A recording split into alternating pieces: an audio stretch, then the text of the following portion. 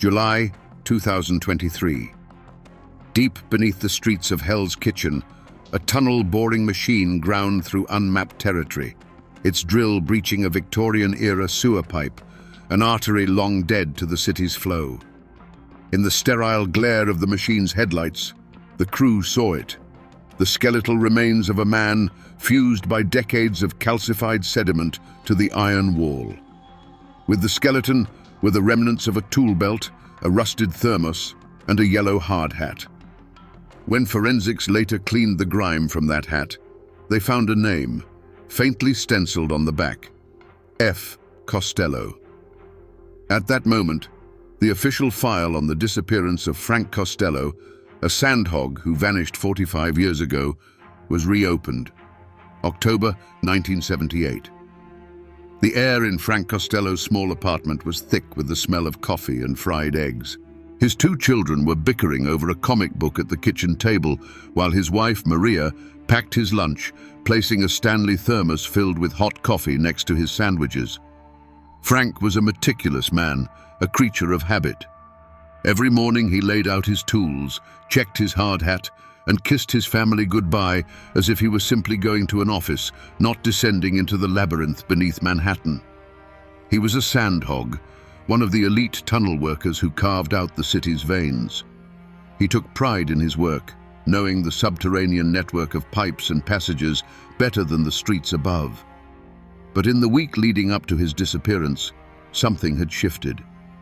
He'd mentioned to Maria a strange chemical smell in one of the older, decommissioned sectors, a place no one was supposed to go. He'd dismissed it as industrial runoff, but the detail had troubled him. Frank Costello didn't like anomalies. That morning he met his three-man crew at the designated manhole. The descent was routine. The familiar dampness, the distant rumble of subway trains, the smell of wet earth and iron. They were tasked with a routine maintenance check, a job Frank could do in his sleep. Hours passed in the quiet rhythm of their work, the clang of tools echoing in the dark. Around 2 in the afternoon, Frank pointed his flashlight down a narrow side tunnel. He told his crew he was going to check a pressure valve, a standard procedure. His last words, mundane and confident, were, "Be back in 10 minutes." The 10 minutes passed, then 20. His crew chief called his name, the sound swallowed by the oppressive dark. They called again, their voices growing tight with an unspoken dread. There was no answer, no cry for help, no sound of a struggle, no splash. There was only the steady drip of water and a silence that felt absolute and final. Frank Costello was gone. The discovery site was not a crime scene. It was an archaeological dig. The NYPD's forensic unit, accustomed to apartments and alleyways, now worked 100 feet below ground in the oppressive damp of the ancient tunnel. The air was heavy with the smell of rust and deep earth. Under the sterile glare of portable lights, the team began the painstaking process of separating Frank Costello from his iron tomb. Each layer of calcified sediment was a page of history that had to be carefully turned. Detective Kira O'Connell of the Cold Case Squad watched the meticulous work. Her grandfather had walked these same streets as a beat cop back in the 70s, a world away from the gleaming city above. Now, she was tasked with unraveling a ghost story his generation had long forgotten. The initial forensic report landed on her desk within hours. The victim's skull showed multiple compression fractures. His ribs were shattered. The pathologist noted the injuries were consistent with being crushed by a sudden immense force, like a high-pressure surge of water. It perfectly matched the official accident theory from 1978. But then came the anomalies. The thermos, sealed tight by rust and pressure, was carefully opened in the lab. Inside, protected from the decades of decay, was a small, tightly folded piece of paper. It was a betting slip from a local bookie, dated 2 days before Costello vanished. And on the back, 3 words scrawled in pencil: Moretti sees all. Suddenly, the narrative of a simple accident began to fray. The questions multiplied. each one a micro hook pulling the investigation deeper. Why would a man about to inspect a valve scribble a cryptic warning on a betting slip and seal it in his thermos? How did his body end up in a decommissioned pipe miles from the main sewer line where a surge would have logically carried it? And most importantly, who was Moretti? The placement of the body was not the work of chaos. It was too specific, too hidden. This wasn't just a tragic accident that had been buried by time. It was a secret that had been deliberately entombed. Detective O'Connell pulled the original 1978 file, case number 78-4931. The manila folder was thin, its pages yellowed and smelling of dust and time. It was less an investigation than an obituary written in bureaucratic prose. The official search, it noted, had been extensive. Dozens of NYPD officers and Costello's fellow sandhogs had descended into the labyrinth, their flashlights cutting futile beams through the oppressive dark. They scoured miles of treacherous tunnels, risking their own lives in the murky water. They found only a single piece of evidence: Frank Costello's flashlight, lying half-submerged in the mud, its light long extinguished. The key testimonies came from the 3 members of Costello's crew.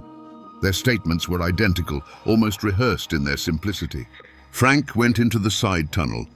He said he'd be back in 10 minutes. He never returned. They heard nothing, saw nothing. The narrative was clean, tragic, and devoid of any detail that might invite further questions. The police report concluded that Costello was the victim of a sudden, unpredictable surge of wastewater, a known hazard of the job. His body, it was presumed, had been swept through the main conduits and washed out into the Atlantic. But O'Connell saw the shadows between the lines. The union representatives had been on site within the hour, their presence a mixture of solidarity and control. They managed the flow of information, counseled the grieving crew, and liaised with the police. The official report notes their full cooperation. The municipal contractor, eager to avoid a work stoppage and a media circus, supported the accident theory. The case was closed in less than a week. No one questioned why that specific valve needed an unscheduled check. No one pressed the crew for more. Now, with a betting slip bearing the name Moretti in her hand, O'Connell understood. The original investigation hadn't just been incompetent, it had been steered. The speed with which the official story was cemented, the uniform testimony, the lack of any real follow-up, it all pointed to an enforced narrative. The silence that had descended over the Costello case 45 years ago wasn't just negligence, it was a form of complicity, a wall built of fear and money that had allowed a murder to be filed away as a mishap. The name Moretti was a ghost from a bygone era of New York, a name whispered in connection with union rackets and construction deals sealed with a handshake and a threat. Detective O'Connell began her search for Frank Costello's crew. 45 years is a long time. 2 of the 3 men were dead, their obituaries citing natural causes. The third, a man named Sal Rizzo, was alive. O'Connell found him in a state-run nursing home in Queens, a frail man with haunted eyes, staring out a window at a world that had long since moved on. When O'Connell introduced herself and mentioned the name Costello, a tremor went through him. He claimed his memory was shot, a casualty of age and illness. He recited the official story from 1978, but his voice was a dry rasp, devoid of conviction. He said Frank was a good man, a family man, and that it was a terrible, tragic accident. But his gaze never met hers. He just kept staring out the window, as if seeing the darkness of the tunnel from all those years ago. O'Connell left her card. The fear radiating from Sal Rizzo was more damning than any confession. Simultaneously, her team burrowed into the city's archives, a mountain of paper and microfiche. They cross-referenced union pension files, property deeds, and bank records. A pattern emerged. In the spring of 1979, less than 6 months after Costello's disappearance, all 3 members of his crew had put down payments on new homes, modest houses in the outer boroughs, but significant purchases for men on a sandhog's salary. It was the clear, ugly outline of hush money. The real breakthrough, however, came from a different archive, the Department of Environmental Works. An analyst, bleary-eyed from scrolling through thousands of routine maintenance logs, stopped on a single entry. The work order was dated 3 days after Frank Costello vanished. It authorized the emergency sealing of a minor access tunnel in the exact sector where he was last seen, citing structural instability. But it was the attached material requisition that made the analyst sit up straight. It was an order for an unusually large quantity of industrial-grade, quick-set hydraulic cement, a product far exceeding what was needed for a minor fissure repair. There were no geological reports of instability in that sector that year. The betting slip was the only solid lead they had. The name Moretti immediately sent O'Connell's team down a well-worn path into the city's criminal history. In the 1970s, Hell's Kitchen was a breeding ground for organized crime, and Vincent "Vinny the Suit" Moretti was a rising star in that world, a ruthless union boss and enforcer. The working theory solidified quickly. Frank Costello, the quiet family man, must have had a secret life. He was a gambler in deep to a mob-run bookie operation controlled by Moretti. The investigation pivoted, chasing this narrative with conviction. Financial forensics teams scoured 45-year-old bank records, finding a few small, unexplained cash withdrawals in the months before Costello's death. They interviewed aging residents of the old neighborhood, and a few recalled Frank placing bets on baseball games at a local bar. The pieces seemed to fit into a familiar, grim puzzle. Frank had fallen behind on his payments. Moretti's crew had come to collect. The note, "Moretti sees all," was no longer a cryptic warning. It was the terrified scrawl of a man who knew his time was up. O'Connell's superiors were satisfied. It was a clean, if brutal, mob hit, a classic New York story. They began building a historical case against the now 85-year-old Vincent Moretti, digging for old associates who might be willing to flip. For a few weeks, it felt like the ghost of Frank Costello was finally going to get his justice, his name added to the long list of victims of the city's mob wars. The viewers of this unfolding drama, following the news, believed it too. Then the final forensic pathology report came back, and the entire theory collapsed. The analysis of the bone fractures was unequivocal. The damage wasn't from a beating. The compression patterns on the skeleton were consistent with only one thing: the immense, crushing force of a high-pressure water surge. It was the signature of an industrial accident, not a mob execution. A loan shark's enforcer uses a weapon you can hold, not a municipal sewer pipe. The method simply did not match the motive. Faced with this irrefutable scientific fact, the DA's office pulled back. The betting slip was reclassified as a bizarre coincidence, a dead end. O'Connell was back at square one, with a body that told one story and a note that told another. The paradox was maddening. The forensics pointed to an accident, but the note screamed murder.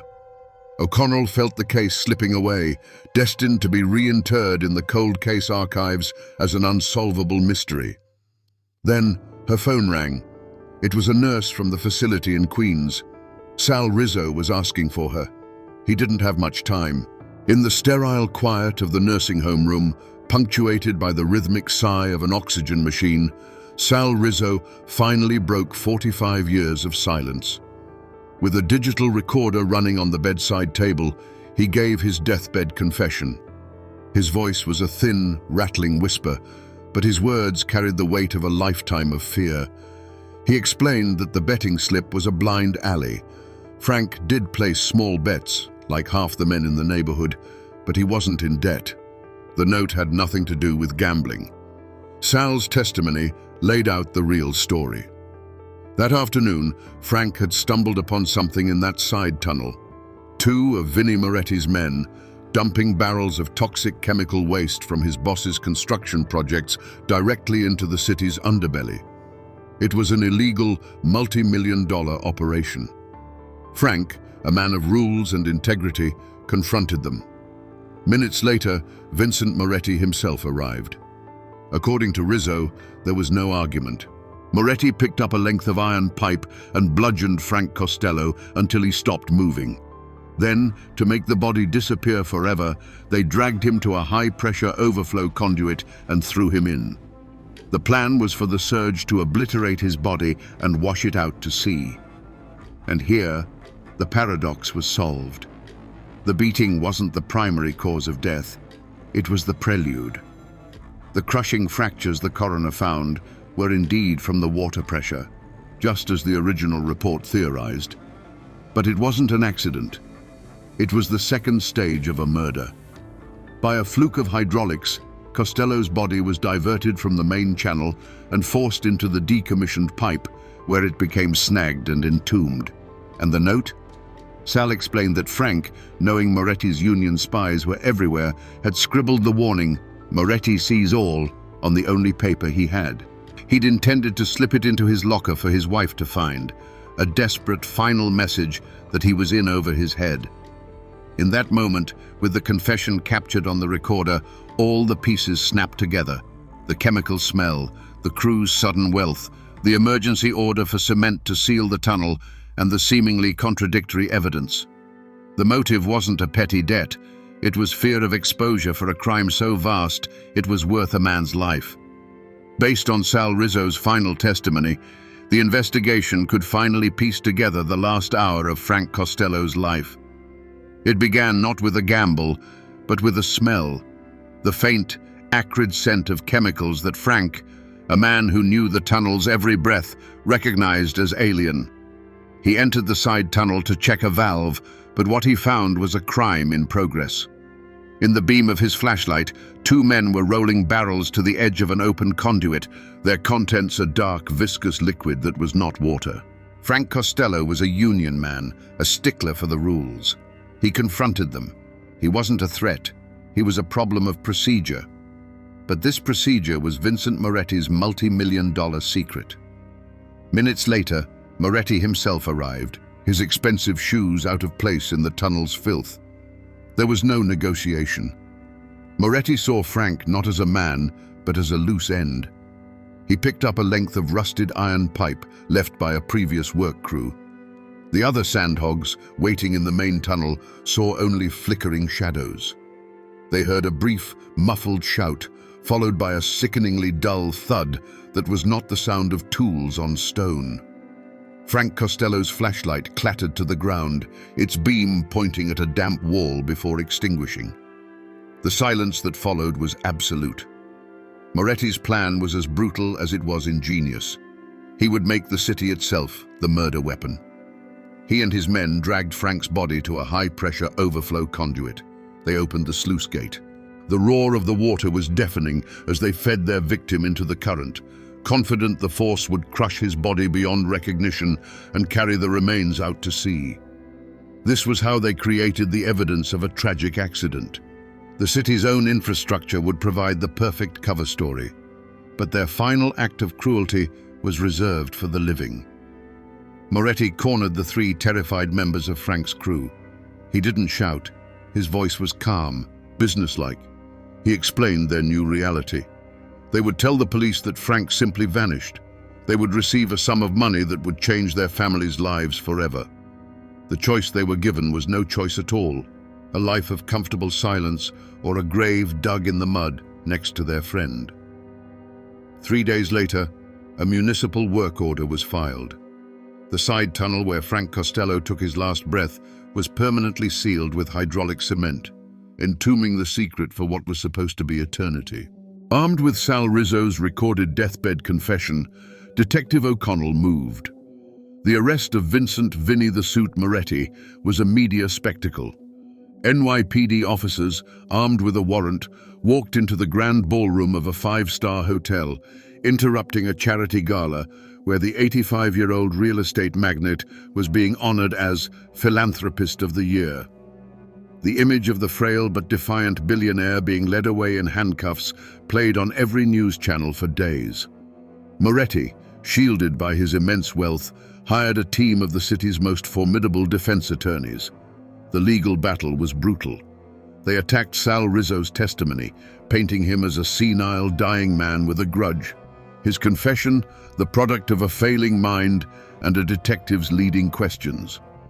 They argued that the forensic evidence still pointed to an industrial accident and that the entire case was a witch hunt, a desperate attempt to close a 45-year-old file. For a time, it seemed Moretti's power and money might erect a new wall of silence around him. But the arrest had cracked the dam. The intense public pressure and the renewed investigation into Moretti's past business dealings spooked his former associates. Faced with the threat of federal RICO charges for the decades-old toxic waste dumping scheme, a former union official came forward, corroborating Sal's story. Then another. The wall of silence, which had held for nearly half a century, crumbled completely. The trial was set to begin. The city was poised to finally deliver a verdict on the ghost of Frank Costello.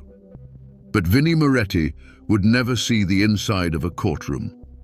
3 days before jury selection, he suffered a massive stroke in his palatial mansion while under house arrest. Vincent Moretti died not as a convicted murderer, but as an indicted one, cheating the legal system of its final say. Justice had arrived, but the man at the center of it all was gone, leaving only the echo of his crimes behind. Today, the side tunnel where Frank Costello was murdered no longer exists. It is not a memorial, nor is it a crime scene. It is simply an inert block of hydraulic cement deep within the city's circulatory system, the result of a 45-year-old work order. Above it, the life of Hell's Kitchen thunders on, a world of glass towers and bistros built over a foundation of forgotten passages and buried secrets. The city's relentless forward momentum has paved over the past, but it has not erased it.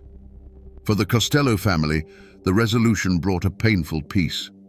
The grandchildren, who had only known their grandfather as a faded photograph and a story of a tragic accident, were given the yellow hard hat and the rusted Stanley thermos. These artifacts, rescued from the dark, became tangible links to the man they never met, symbols of a truth that had finally, painstakingly, clawed its way to the surface. Justice, though delayed for nearly half a century, had given them back his story. Vincent Moretti's name is no longer etched on the plaques of charity foundations. His legacy is now forever tied to a sandhog's murder and the illegal dumping of toxic waste. He died a wealthy man, surrounded by luxury. But the truth recontextualized his entire life, turning his philanthropy into a grotesque mask for a darkness that festered for decades. He escaped a legal verdict, but not the final judgment of history. New York is a city built on layers. Beneath the pavement and steel, the old foundations remain, a labyrinth of Victorian brickwork, Prohibition-era tunnels, and forgotten infrastructure. Frank Costello's story is a stark reminder that the modern metropolis is just the newest skin stretched over an old skeleton. And that skeleton holds the memory of every crime, every secret, and every life it has consumed. The city's memory is written not in ink, but in concrete and bone, and the city never forgets its own blueprint.